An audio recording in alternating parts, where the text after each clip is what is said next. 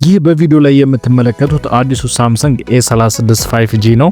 በዛሬው ቪዲዮአችን የዚህን ስልክ አጠቃላይ ስፔሲፊኬሽን ምን አሪፍ ነገር አለው፣ እንደዚሁም ምን አይነት ችግሮች አሉበት፣ እንደዚሁም ትክክለኛ ዋጋው እስከ ስንት ነው የሚለውን ዲቴል የሆነ መረጃን እንመለከታለን። ቪዲዮውን እስከ መጨረሻው ድረስ ተከታተሉት። ቪዲዮን ላይክ፣ ሼር በማድረግ ጀምሩ። ለቻናሉ አዲስ ከሆናችሁ ቻናሉን ሰብስክራይብ በማድረግ ቤተሰብ ሁኑ። በቀጥታ ወደ ቪዲዮ እናልፋለን። አስቀድመን የዚህን ስልክ በዲስፕሌውን ከማየት እንጀምር። የዚህን ስልክ ዲስፕሌይ ሳይዙን ስንመለከት 6.7 ኢንች ሱፐር አሞሌድ ፉል ኤችዲ ፕላስ ዲስፕሌይ ነው የተገጠመለት። እንደዚሁም የዚህን ስልክ ሪፍሬሽ ሬቱን ስንመለከት 120 ሄርትዝ ሪፍሬሽ ሬት አለው። ይህም ከፍተኛ የሚባል ሪፍሬሽ ሬት ነው ያለው ማለት ነው። በመቀጠል የዚህን ስልክ ዲስፕሌይ ታይፕ እንመልከት። ዲስፕሌይ ታይፑ ቅድም እንደነገርኳችሁ ሱፐር አሞሌድ ፉል ኤችዲ ፕላስ ዲስፕሌይ ነው የተገጠመለት። ስለዚህ አሞሌድ አሪፍ ከሚባሉ የዲስፕሌይ ታይፖች አንዱ ነው ማለት ነው ሱፐር አሞሌድ።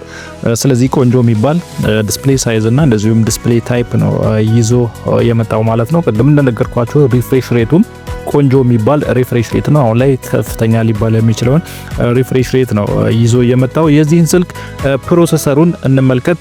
የሳምሰንግ ጋላክሲ A36 ኳልካም ስናፕድራገን 6 ጄኔሬሽን 3 የተባለውን የፕሮሰሰር አይነት ነው ይዞ የመጣው ወይም የተገጠመለት ማለት ነው። ይህም ቆንጆ የሚባል የፕሮሰሰር ታይፕ ነው።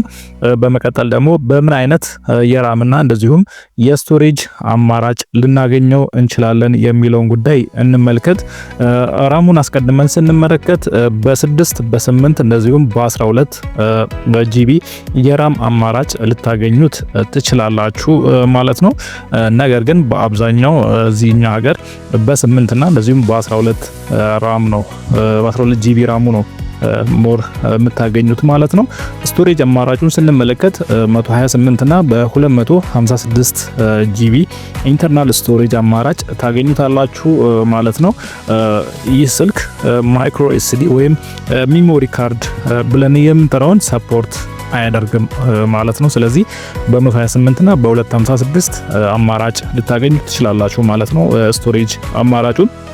ባትሪ ካፓሲቲው እና እንደዚሁም ምን አይነት ቻርጀር ሰፖርት ያደርጋል የሚለውን ስንመለከት አብዛኞቹ የሳምሰንግ ስልኮች አሁን ላይ ይዘውት እንደሚመጡት 5000 mAh ባትሪ ካፓሲቲ ነው ይዞ የመጣው። ሌላው 45 ዋት ዋየርድ ፋስት ቻርጂንግ ሰፖርት ያደርጋል ማለት ነው። ዋየርለስ ቻርጂንግ ሰፖርት አያደርግም ማለት ነው ይህ ስልክ። ስለዚህ ፋስት ቻርጂንግን ሰፖርት ያደርጋል 45 ዋት ፋስት ቻርጂንግ ማለት ነው። የዚህን ስልክ ካሜራውን ስንመለከት ሬር ካሜራው ወይም ባክ ካሜራው 50 ሜጋ ፒክስል ትሪፕል ካሜራ ነው ያለው። 50 ሜጋ ፒክስል ነው ሜኑ። እንደዚሁም 8 ሜጋ ፒክስል ደግሞ አልትራ ዋይድ መቅረጽ ይችላል። እንደዚሁም 5 ሜጋ ፒክስል ማክሮ መቅረጽ ይችላል ማለት ነው ባኩ ወይም ሬር ካሜራው ማለት ነው። ፍሮንቱን ስንመለከት 12 ሜጋ ፒክስል ሰልፊ ካሜራ አለው። እንደዚሁም 4K ጥራት ያላቸውን ቪዲዮዎች መቅረጽ ይችላል ማለት ነው ሰልፊው ራሱ ማለት ነው። አሁን ደግሞ የዚህን ስልክ ምን አይነት ማቴሪያል ተጠቅመዋል የሚለውን እንመልከት። ባኩ የዚህ ስልክ ፍሬሙን እና እንደዚሁም ፍሮንቱ ምን አይነት ማቴሪያል ተጠቅመዋል የሚለውን እንመልከት። ፍሮንቱን ስንመለከት ግላስ ነው የተጠቀመው፣ ኖርማል ግላስ ነው የተጠቀመው። ወይም ባኩን ደግሞ ስንመለከት ጎሪላ ግላስ ቪክተስ ከተባለ ማቴሪያል ነው የተሰራው ማለት ነው። እንደዚሁም ፍሬሙን ስንመለከት ከፕላስቲክ ፍሬም ነው የተሰራው ማለት ነው። ፍሬሙ የተሰራው ከፕላስቲክ ማቴሪያል ነው። IP67 የተባለውን ወተርና እንደዚሁም ደስት ሬዚስት ማድረግ የሚችል ማቴሪያል ተገጥሞለታል ማለት ነው። ድንገት ስልካችሁ ውሃ ላይ ቢወድቅባችሁ እንደዚሁም የተለያዩ ደስት እንዳይገባበት መከላከል የሚችል ማቴሪያል ተካቶለታል ማለት ነው። እንደዚሁም ኔትወርኩን ስንመለከት ይህ ስልክ 5G ኔትወርክን በትክክል ሰፖርት ማድረግ ይችላል ማለት ነው። ስለዚህ ኔትወርኩ እስከ 5G ድረስ ሰፖርት ያደርግላችኋል ማለት ነው። አሁን ደግሞ ይህ ስልክ ምን አሪፍ ነገር አለው የሚለውን ይዟቸው ከመጣቸው ነገሮች ምን ቆንጆ ነገሮች አሉት የሚለውን እንመልከት። የመጀመሪያው ስሙዝ የሆነ እና ብራይት የሆነ ዲስፕሌይ አለው ይህ ስልክ ማለት ነው። ምክንያቱም አንደኛ ሱፐር አሞሌድ ዲስፕሌይ ነው የሚጠቀመው። እንደዚሁም ስሙዝ የሚያደርገው ደግሞ ሪፍሬሽ ሬቱ 120 ሄርትዝ ሪፍሬሽ ሬት ነው ያለው ፐር ሰከንድ ማለት ነው። ያም በጣም ስሙዝ የሆነና ብራይት የሆነ ዲስፕሌይ እንዲኖረው ያስችላል ማለት ነው። ሌላው በጣም ባላንስድ የሆነ ፐርፎርማንስ እና ኤፊሺየንሲ አለው። ይህም የሆነበት ምክንያት የሚጠቀመው ፕሮሰሰር ስናፕድራገን 6 ጄኔሬሽን 3 ስለሆነ ይህ ደግሞ በጣም ቆንጆ የሚባል ፕሮሰሰር አይነት ነው። ይህም በጣም ባላንስድ የሆነ ፐርፎርማንስ እና እንደዚሁም ኤፊሺየንሲ እንዲኖረው አስችሎታል ማለት ነው። ሌላው ባትሪ ካፓሲቲ ቆንጆ የሚባል ባትሪ ካፓሲቲ ነው። እንደ ሌሎቹ 5000 mAh ቢሆንም ረዘም ላለ ጊዜ የመቆየት ፕሮባቢሊቲ አለው ባትሪው ማለት ነው። እንደዚሁም ፋስት ቻርጂንግን በጣም በአጭር ጊዜ ውስጥ ስልካችሁን ቻርጅ ማድረግ የምትችሉበትም አማራጭ የተካተተበት በመሆኑ ለየት ያደርገዋል ማለት ነው። እንደዚሁም 5G ኔትወርክን በስትክክል ሰፖርት ያደርጋል። ያም ፈጣን የሆነ ኢንተርኔትን እንድታገኙ ፈጣን የሆነ ሰርቪስ እንድታገኙ ያደርጋችኋል ማለት ነው። እንደዚሁም የተገጠመለት IP67 ፕላስ ጎሪላ ግላስ ማቴሪያሉ ማለት ነው በቀላሉ ውሃ ኦር ሌሎች ነገሮች ወደ ስልካችሁ እንዳይገቡ ለተወሰነ ጊዜ የመከላከል አቅም እንዲኖረው ተደርጎ ነው የተሰራው ማለት ነው። ይህም ቆንጆ የሆነ ነገር ነው ይዞ የመጣው ማለት ነው። እንደዚሁም ለረጅም ጊዜ የሶፍትዌር አፕዴቶችን እንደዚሁም የሴኩሪቲ አፕዴቶችን ማግኘት ይችላል ማለት ነው። ለ6 ዓመታት ኦፕሬቲንግ ሲስተም እንደዚሁም ሴኩሪቲ አፕዴቶችን በተከታታይ ያገኛል ማለት ነው። ስለዚህ ስልካችሁን ለ6 ዓመት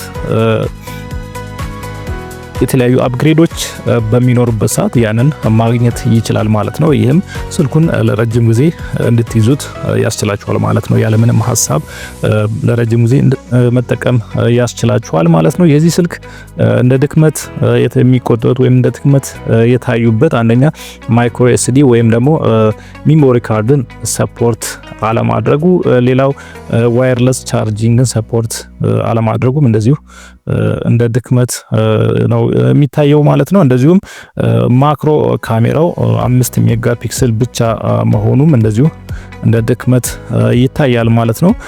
ባጭሩ ይህ ስልክ እንደ ችግር የታዩበት ነገሮች እነዚህ ናቸው። አብዛኛው ነገሩ አሪፍ ነው ማለት እንችላለን። ስለዚህ ይህን ስልክ መግዛት የምትፈልጉ የዚህ ስልክ ትክክለኛ ዋጋው እስከ ስንት ነው የሚለውን ደግሞ እንመልከት።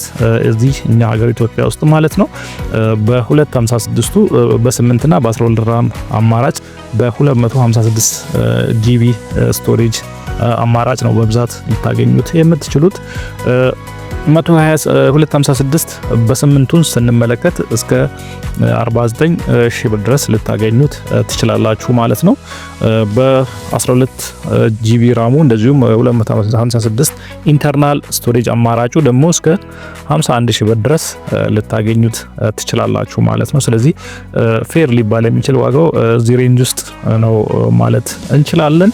ስለዚህ ይህንን ስልክ የምትፈልጉ ደግሞ ፓክድ የምትፈልጉ ካላችሁ ስክሪኑ ላይ በማስቀምጥላችሁ ደውላችሁ ቼክ ማድረግ ትችላላችሁ። ስለዚህ ደውላችሁ ቼክ አድርጋችሁ መኖር አለመኖሩን አረጋግጣችሁ መታችሁ መውሰድ ወይም መግዛት ትችላላችሁ ማለት ነው።